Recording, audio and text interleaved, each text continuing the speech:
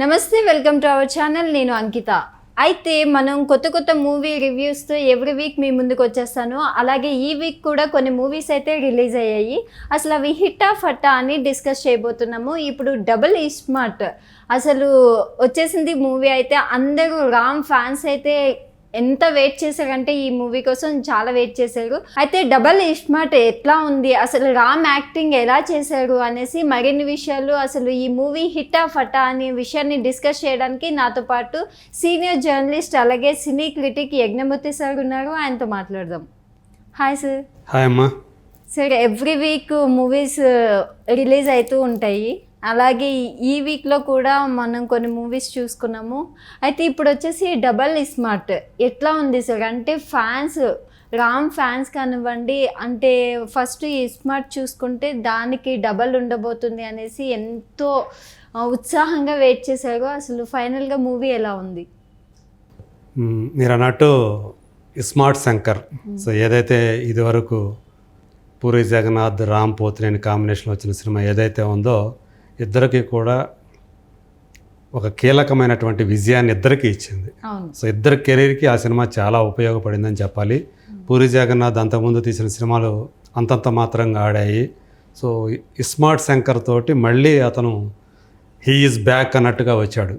ఇంకా రామ్ విషయం చూసుకుంటే అతని కెరీర్లోనే అది బిగ్గెస్ట్ బ్లాక్ బస్టర్గా నిలిచింది. దాంతోపాటు మాస్ స్టార్గా కూడా అతని ఇమేజ్ని పెంచింది ఆ సినిమా.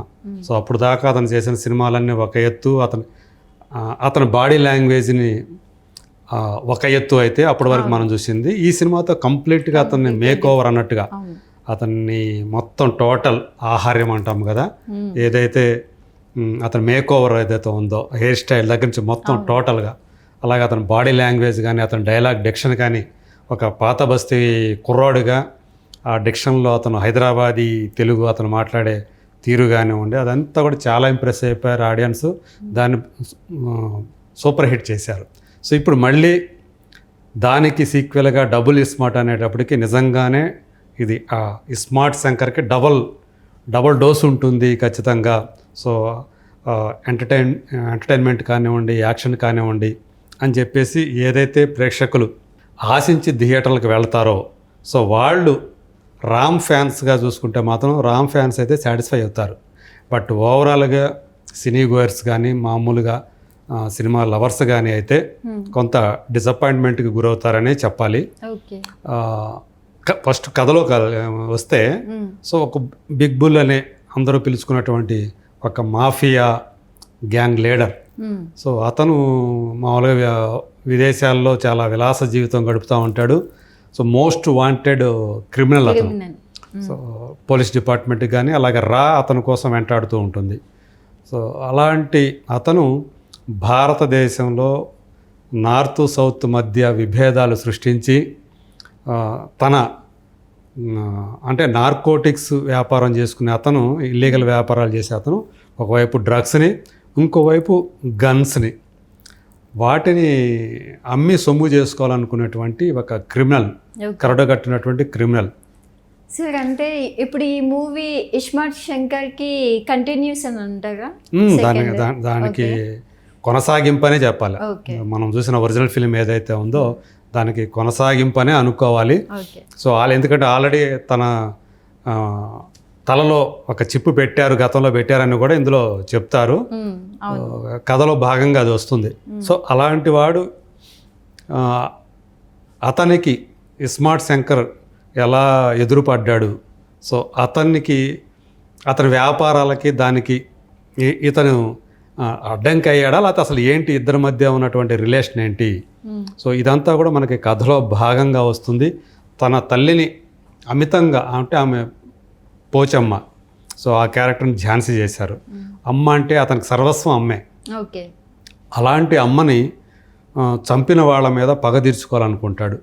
సో ఎవరు నిజానికి వాళ్ళ అమ్మను చంపింది ఎవరు, ఇదంతా కూడా మనకి కథలో భాగంగా వస్తుంది. యాక్చువల్గా ఇతనికి ఏదైతే మనం ఫస్ట్ ఒరిజినల్ ఫిలింలో చూసామో, ఒకరి మెమరీని ఇతనిలోకి ట్రాన్స్ఫర్ ఎలా అయితే చేస్తారో, ఇప్పుడు మరోసారి అదే పని అతని మీద ప్రయోగం చేయాలనుకుంటారు.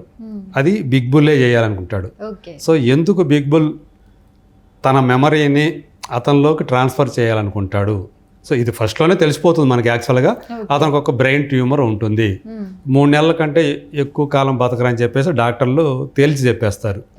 మరి తను చనిపోతే ఎలా? తను ఒక ఇమ్మోర్టల్ కావాలి.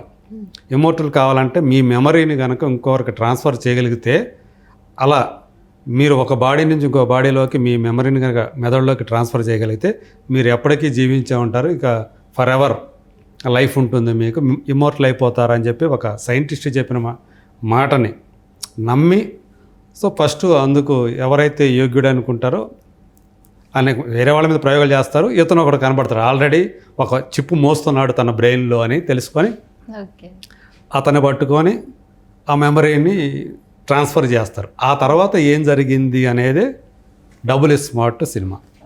సో ఇందులో అతనికి ఒక అమ్మాయి, అంటే ఇస్మార్ట్ శంకర్కి ఒక అమ్మాయి పరిచయం అవటం, జన్నత్ అనే అమ్మాయి, నార్త్ ఇండియా ఢిల్లీ అమ్మాయి. సో ఆ అమ్మాయికి అతనికి మధ్య ఆ రొమాన్స్ కానివ్వండి, అలాగే వీళ్ళిద్దరూ బిగ్ బుల్లు, ఇస్మార్ట్ శంకర్, వాళ్ళిద్దరి మధ్య కాన్ఫ్రంటేషన్ కానివ్వండి, ఆ చివరిలో ఆ ట్విస్ట్ ఏదైతే మనం చూసామో ఇస్మార్ట్ శంకర్లో కూడా ఒక శివుడికి సంబంధించినటువంటి కొన్ని సీన్స్ ఉంటాయి, యాక్షన్ సీన్స్ ఉంటాయి, కరెక్ట్గా ఒక జాతరలో ఒక ఊరేగింపులాగా. సేమ్ ఇందులో కూడా క్లైమాక్స్లో అలా శివలింగం దగ్గరే ఒక భారీ క్లైమాక్స్ని హీరో ఇలా మధ్య ఈ సినిమాలో ఉంటుంది. కొన్ని చోట్ల చూస్తే పూరి మార్కు అతని యొక్క టేకింగ్ ఏదైతే ఉందో అది కనిపిస్తుంది. అతని డైలాగ్స్, పంచి డైలాగ్స్ అవి కనిపిస్తాయి, చమక్కులు కనిపిస్తాయి. అలాగే రామ్లోని ఎనర్జెటిక్ లెవెల్స్ ఏ స్థాయిలో ఉంటాయో మనకు తెలుసు. సో అతను ఇస్మార్ట్ శంకర్లో ఎలా అయితే ఎంత ఎనర్జెటిక్ పర్ఫార్మెన్స్ ఇచ్చాడో, ఈ డబుల్ స్మార్ట్లో కూడా అదే రకమైనటువంటి ఆ ఎనర్జెటిక్ పర్ఫార్మెన్స్ తోటి రామ్ ఈ సినిమాలో అలరిస్తాడని చెప్పాలి. అట్లాగే బిగ్ బుల్గా, సో ఆ పేరుకు తగ్గట్టు ఆ బాడీ కానీ అదంతా సంజయ్ దత్, సో తను కూడా న్యాయం చేశాడు. కాకపోతే ఈ సినిమాకి సంబంధించి మేజర్ డ్రాబ్యాక్ ఏదైతే అంటే అలీ ట్రాక్. సో అతన్ని ఒక అమెజాన్ అడవుల్లో నుంచి ఒక పర్పస్ కోసం ఇక్కడికి తీసుకొచ్చి, అంటే ఒక కల్చర్ నేర్పించి అతనికి అన్నీ తయారు చేసి పంపిస్తే తన జాతిని అతను ఉద్ధరిస్తాడన్నట్లుగా ఒక ట్రాక్ క్రియేట్ చేశారు. యాక్టర్ భద్రం ఉంటాడు కదా, అతను తీసుకొని వస్తాడు. సో అతను ఇక్కడ చేసే పనులు ఏవైతే ఉంటాయో అవి అత్యంత జుగుప్సాకరంగా ఉంటాయనే చెప్పాలి.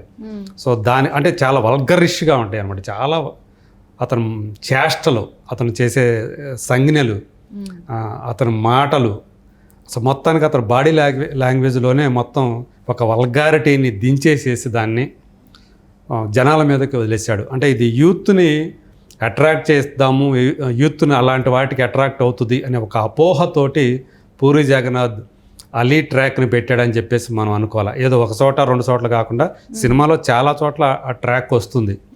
సో అలీ కనిపించినంత సేపు మాత్రం ఫ్యామిలీ ఆడియన్స్ చాలా బాగా ఇబ్బంది పడతారు బాగా. సో మరి యూత్ నిజంగా అలాంటి వల్గారిటీతో కూడుకున్నటువంటి ఆ బాడీ లాంగ్వేజ్ని కానీ, ఆ సంకేతాలని, సంజ్ఞల్ని, ఆ డైలాగ్స్ని వాళ్ళు దాన్ని ఆస్వాదిస్తారని, ఎంజాయ్ చేస్తారని చెప్పేసి నేనైతే అనుకోవట్లేదు. సో అలాంటి వాటి వల్ల డైరెక్టర్ యొక్క టేస్ట్, అభిరుచి అంటాం తెలుగులో, ఎలాంటిదో కూడా మనం తెలిసిపోతుంది మనకి. ఈ సినిమాతోటి పూరి జగన్నాథ్ తన అభిరుచి చాలా చీప్ అని మరోసారి ప్రేక్షకులకి తెలియజేశాడని చెప్పడానికి నేను సందేహపడటం లేదు, వెనకాడటం లేదు. సార్ అయితే ఇప్పుడు చూసుకుంటే ఆయన రీసెంట్గా 2 days బ్యాక్ ఒక వీడియో రిలీజ్ చేశారు, సినిమా అంటూ. ప్రేక్షకులు ఆదరించినా మేము సినిమా తీయాల్సిందే, వాళ్ళు ఆదరించకపోయినా సినిమా తీయాల్సిందే, సో మేము సినిమా వల్లనే ఉంటున్నాము అన్నది ఒక వీడియో రిలీజ్ చేశారు. అంటే ఆయన ముందుగానే గెస్ట్ చేశారు అంటారా? ఆయనకి సినిమాల్లో ఎక్కువగా చూసుకుంటే ఈ నార్కోటిక్స్ అనేది చాలా కామన్గా కనిపిస్తూ ఉంటుంది. అలాగే వల్గారిటీ కూడా ఈ మధ్య కాలంలో ఆయన సినిమాల్లో కనిపిస్తూ ఉంటుంది. లైగర్ సినిమాల్లో కూడా మనకు అదే కనిపించింది. సో ఈ సినిమాలో మరింత డోస్ పెరిగిపోయింది. సో అలీ క్యారెక్టర్ తోటి సినిమాతో బతికేవాడు మంచి సినిమాని, అంటే ప్రేక్షకుల యొక్క వాళ్ళ అభిరుచిని కూడా పెంచేటట్లు సినిమాలు తీయాలి. సో మంచి సినిమా ఏంటి అనేది అంటే ఆయనకి చెప్పక్కర్లేదు ఆయనకి. కాకపోతే ఆయన మొదట్లో మంచి మంచి సినిమాలు తీశాడు ఆయన. ఈవెన్ ఇడియట్ లాంటి సినిమాలు తీసి కొంత విమర్శలు పాలైనా కానీ ఆ హీరో క్యారెక్టరైజేషన్స్ అంటే ఒక అమ్మాయి వెంట అబ్బాయి పట్టడం అనేది ఒక పీక్కి తీసుకెళ్ళాడు ఇడియట్ అనే సినిమాతోటి. అవును సార్. అయినప్పటికీ కూడా జనం అలాంటి సినిమాలు మెచ్చుకున్నారు. ఎందుకంటే మరి అంత జుగుప్సాకరమైనటువంటి అంశాలు అందులో ఏం లేవు. అమ్మా నాన్న, ఒక తమిళమ్మాయి, శివమణి, అట్లాగే ఇట్లు శ్రావణి సుబ్రహ్మణ్యం, ఇలాంటి సినిమాల్లో మంచి మంచి అతని యొక్క టేకింగ్ కనిపిస్తుంది. పోకిరి కూడా. సో అతని టేకింగ్ కొంత అందులో కూడా అబ్జెక్షనబుల్ సీన్స్ కొన్ని ఉన్నప్పటికీ కూడా ఇది అలీ ట్రాక్ అనేది నేను చెప్పాను కదా చాలా చాలా ఘోరం దారుణం అని చెప్పేసి నాకు అనిపించింది. అందుకంటే ఈ సినిమాకి నేను ఇచ్చే రేటింగ్ అంటే మిగతా నేను చెప్పాను కదా కొన్ని హీరో క్యారెక్టరైజేషన్ ఏదైతే ఉందో, అలాగే రామ్ పర్ఫార్మెన్స్ ఏదైతే ఉందో, సంజయ్ దత్ పర్ఫార్మెన్స్ ఏదైతే ఉందో, అలాగే మణిశర్మ మ్యూజిక్ మొదటి దాంతో పోలిస్తే ఇది ఆ స్థాయిలో లేదని కొంతమంది అంటున్నప్పటికీ కూడా నేనైతే ఓకే బాగానే ఉందనుకుంటున్నాను. అలాగే శ్యామ్ కే నాయుడు తర్వాత ఇంకొక ఇద్దరు కలిసి దీనికి సినిమాటోగ్రఫీ టెక్నికల్గా కానీ మంచి సౌండ్తో ఉంది ఈ సినిమా. అంతవరకు టెక్నికల్గా చాలా బాగుంది. కాకపోతే ఈ చీప్ టేస్ట్ వల్ల ఆ సినిమా స్థాయి తగ్గింది. యాక్చువల్ లేకపోతే నేను ఖచ్చితంగా 3 రేటింగ్ ఇచ్చేవాడిని. ఇప్పుడు అవుట్ ఆఫ్ 5 నేను 2.5 ఇస్తాను. Okay, thank you sir. Thank you.